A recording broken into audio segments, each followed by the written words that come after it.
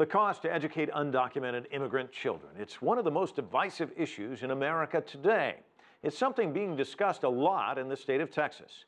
More than 1 out of every 10 unaccompanied immigrant minor will enter school this year in that state. CCTV's Ginger Vaughn has more from Houston.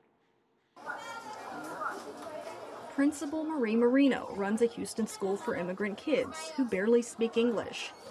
Its name reflects its mission.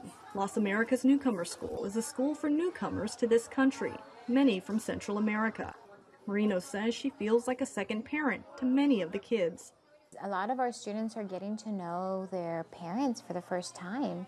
You know, we have children who have been left behind because mom had to come and work and provide. She wasn't able to provide a stable home or maybe food or shelter in their country, and so she decided to migrate north and get a job here in the United States and provide money back to their country to help support their children.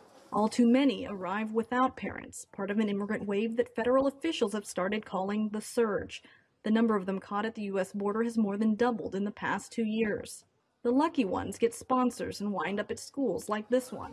Experts say a lack of language ability in a completely new environment could pose challenges for these children as they start school.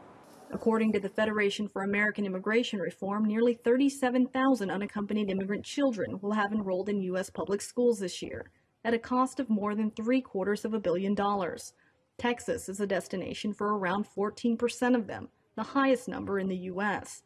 Many of the kids caught at the Texas border come from Honduras, El Salvador, and Guatemala. These two Honduran children have both their parents here. They should be in school right now, but the paperwork has been difficult, so they don't feel strange that they don't know English yet, but I'm not sure how they'll deal once they're in school. Among the many challenges these kids face is resentment. By some estimates, it costs around 30% more to teach a student who doesn't speak English.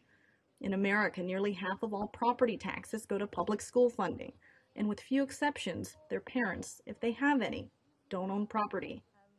Despite such hardships, Marino still considers her kids fortunate. I call my kids here the lucky ones who got here, who have an opportunity to succeed in life, to do well, to learn English, to be bilingual, to graduate from high school, go to college, and do something that they probably would have never had the opportunity to do in their own country. When you walk the halls at this school, you can hear the new arrivals to this country chatter in more than 30 languages. By the end of this school year, English will be one of them. Ginger Vaughn, CCTV, Houston.